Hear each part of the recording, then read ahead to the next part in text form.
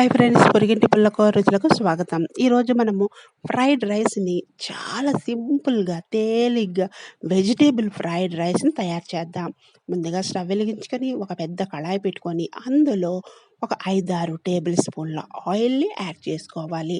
ఆ తర్వాత ఇందులో సన్నగా తరిగి పెట్టుకున్న బంగాళాదుంప ముక్కలు, క్యారెట్ ముక్కలు వేసి ముందు శుభ్రంగా వాటిని ఫ్రై చేసుకోవాలి.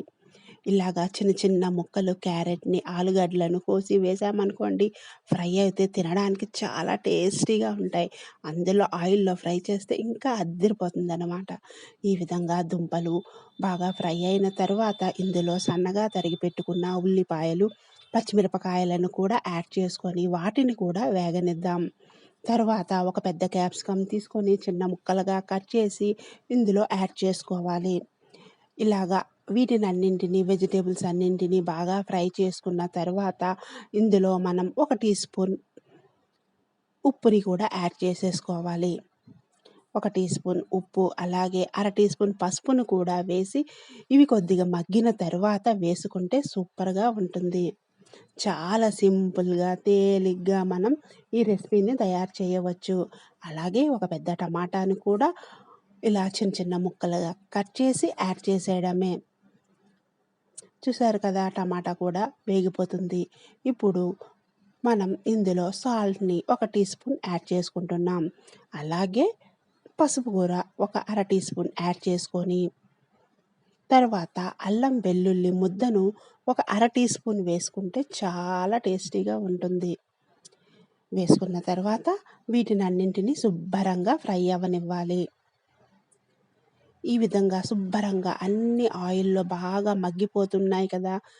ఈ విధంగా శుభ్రంగా మగ్గిన తరువాత ఇప్పుడు మనం ఇందులో టమాటాలను శుభ్రంగా స్మాష్ చేసేసుకొని బాగా కలుపుకుంటే ఈ విధంగా రెడీ అయిపోతుంది.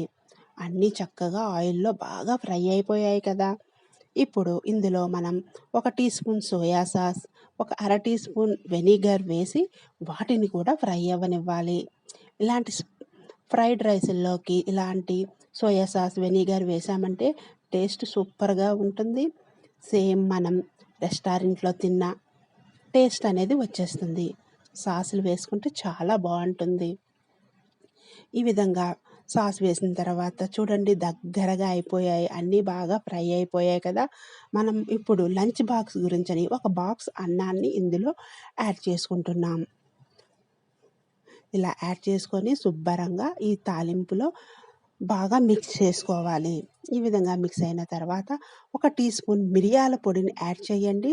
చాలా బావుంటుంది. అలాగే కొద్దిగా కారాన్ని కూడా యాడ్ చేసుకోవాలి.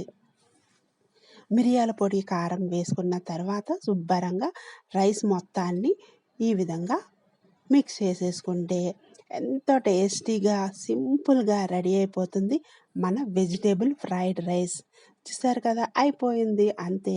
ఇక మనం మార్నింగు ఆఫీసులకి వెళ్ళేటప్పుడైనా, స్కూల్‌కి వెళ్ళే పిల్లలకైనా, లేదంటే మనం ఎక్కడైనా జర్నీ చేయడానికైనా ఈ విధంగా తేలిగ్గా ఇలాంటి ఫ్రైడ్ రైస్ చేసేసుకొని బాక్స్ పట్టుకెళ్ళిపోతే సూపర్‌గా ఉంటుంది. అస్సలు కర్రీ కూడా దీంతో అక్కర్లేదు. ఈ విధంగా బాక్స్‌లో మనం పెట్టేసి ఇంకా మనం పంపించడమే. చూసారు కదా!